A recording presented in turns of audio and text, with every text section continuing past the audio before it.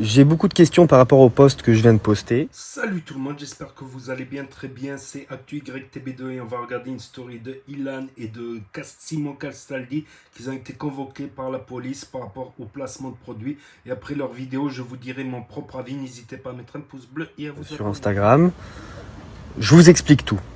La DGCCRF a contrôlé tous les influenceurs. Voilà, tout le monde, depuis longtemps, ils regardent ce qu'on fait dans les stories, ce qu'on fait pas, etc., etc. Faut savoir que je suis sur les réseaux depuis plus de 7 ans. C'est-à-dire que 365 jours par an, je poste, que ce soit des stories, etc. Et même si ça fait 2 ans que je fais plus de placement de produits, la DGCCRF nous contrôle depuis longtemps. Donc sur pratiquement 7 ans de réseaux sociaux, j'ai fait 3 erreurs. La première, ça a été de ne pas mettre le hashtag sponsorisé à toutes mes publications. C'est vrai que parfois j'oubliais. Et il y avait un manque de sérieux sur ça. La deuxième, tu n'as pas le droit de faire une promotion, par exemple, pour une formation CPF en disant que tu peux avoir un iPhone ou des avantages ou ce que tu veux. C'est interdit. Et la troisième, ça a été par rapport aux paris sportifs. Tu ne peux pas faire d'allégation en disant, les gars, avec ce parieur sportif, même si toi tu le trouves bon, tout ce que tu veux, vous allez gagner de l'argent. Non, ça tu n'as pas le droit de le faire. Tu ne peux pas promettre des gains d'argent. Moi j'ai fait ces 3 erreurs que je reconnais et que j'assume. Je n'ai pas été condamné à une amende quelle que ce soit.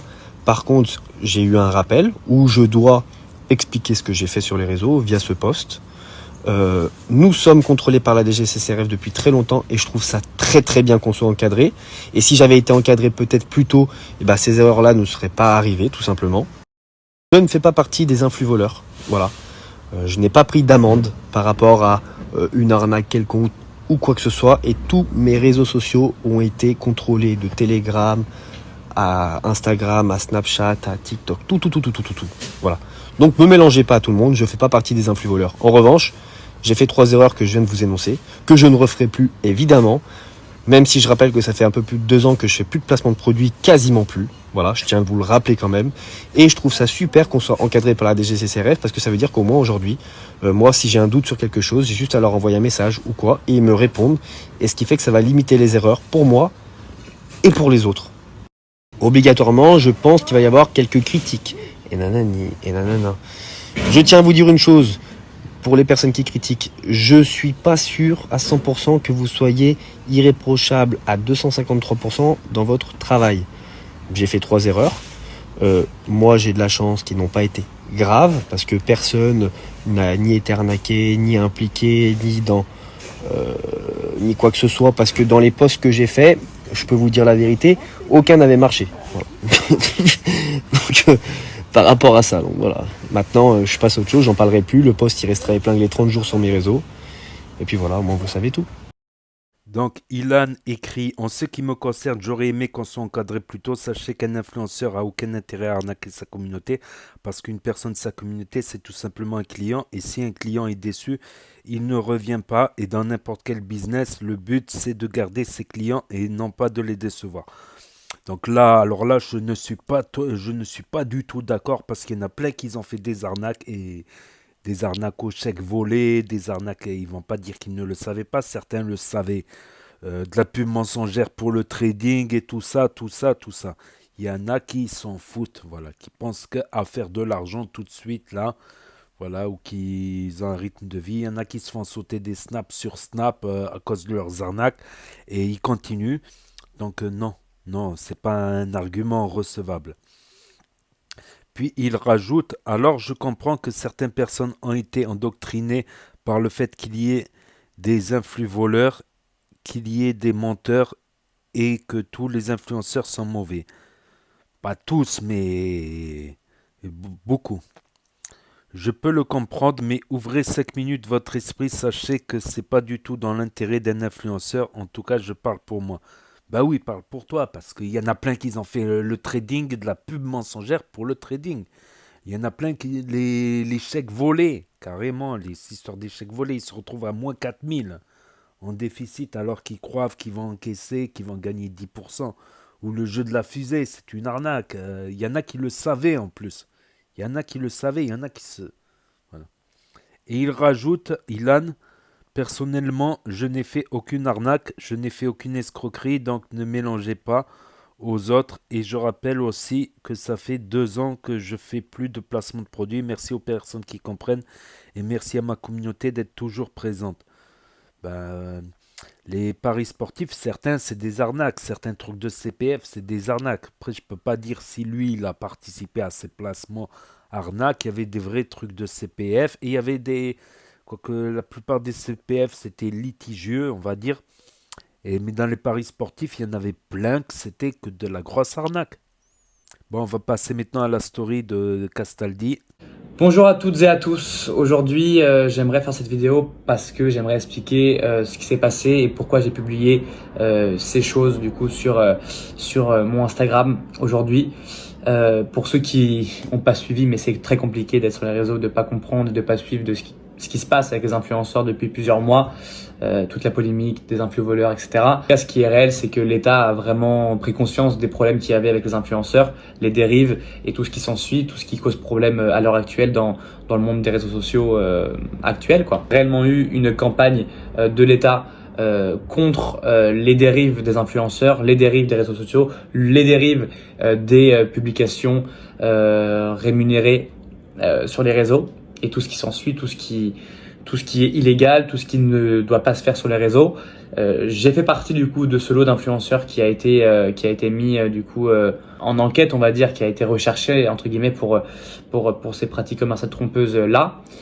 Pour remettre dans le contexte, mes infractions sont pas réellement liées aux influvoleurs parce que je n'ai pas été un influenceur hors du commun, j'ai pas gagné des centaines de milliers d'euros grâce aux placements de produits, j'ai pas fait énormément de placements de produits, mais j'en ai fait et certains que j'en ai fait, je n'ai malheureusement, parce que j'étais pas assez bien informé ou pas assez bien assidu, je ne mentionnais pas que ces publications étaient rémunérées à l'aide du fameux hashtag ad ou hashtag sponsorisé. En France, c'est hashtag sponsorisé parce que ad, c'est pour les anglophones. Et moi, je l'ai pas fait plusieurs fois.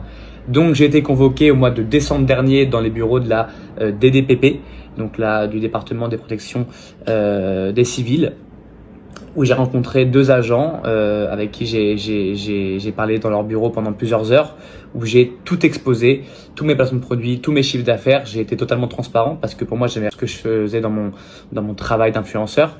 J'ai jamais fait des partenariats illégaux ou illicites. J'ai jamais volé personne.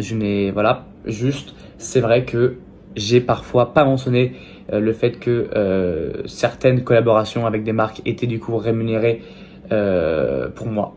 Donc voilà pourquoi tout ça a été posté et j'ai été condamné. On n'a pas de passe-droit et je trouve ça bien. Maintenant, c'est très possible que du coup on me cible dans la catégorie des influvoleurs parce que j'ai publié cela.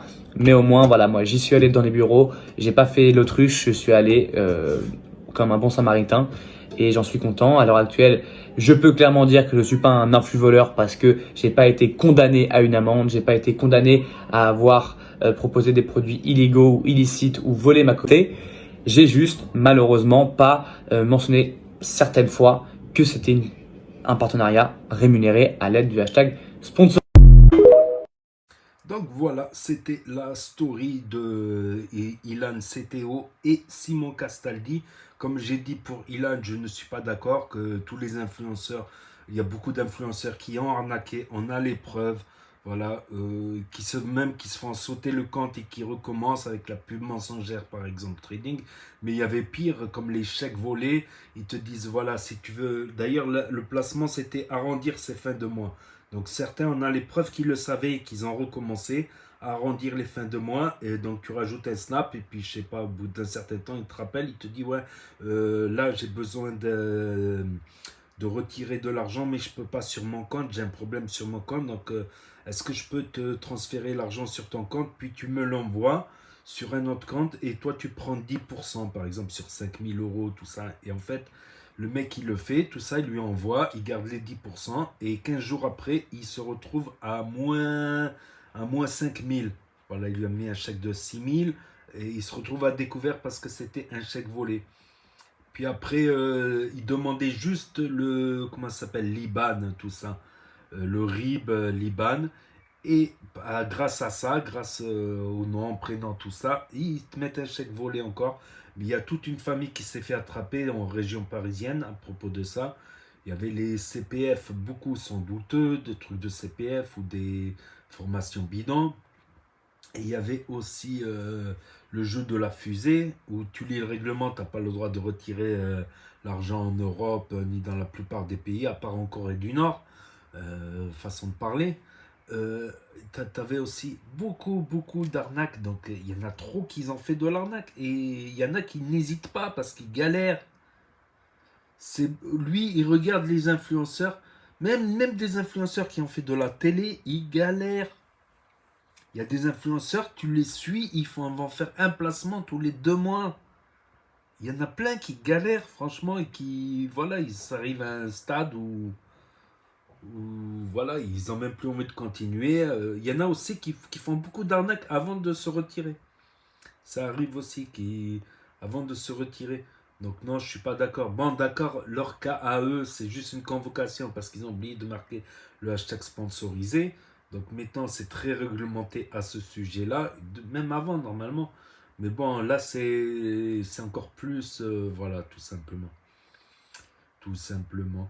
Donc voilà, nul doute que voilà, il y a Marc Blatta qui est en justice actuellement pour pub mensongère pour le trading, parce que le trading, surtout le forex, tu n'as pas beaucoup de chances de gagner beaucoup, mais tu as beaucoup de chances de perdre. Ça devient une addiction comme les jeux d'argent. Donc tout ça, ils ne le disent pas. Donc c'est de la pub mensongère. Ils te disent 100 € par jour, tu gagnes. Soit tu veux réussir ta vie, soit tu restes avec les losers qui critiquent, qui ragent, tout ça. Donc tout ça, c'est des incitations malhonnêtes. Donc même ils ont été jusqu'à dire que non, ça ne s'adresse pas au public français. C'est passé sur 7 à 8 carrément. Il y a d'autres cas, il y en a plein qui se font sauter leur compte Snap parce qu'ils ont fait de la pub trading. C'est interdit la pub trading sur Snap et sur certains réseaux, voilà tout simplement. Donc n'hésitez pas à me dire ce que vous en pensez dans les commentaires, à mettre un pouce bleu, à vous abonner, à cliquer sur la cloche. Et je vous dis à très bientôt les amis les potos pour de nouvelles vidéos. Merci d'avoir regardé. C'était Actu YTB2, premier sur les actus, les infos des influx. Tchuss.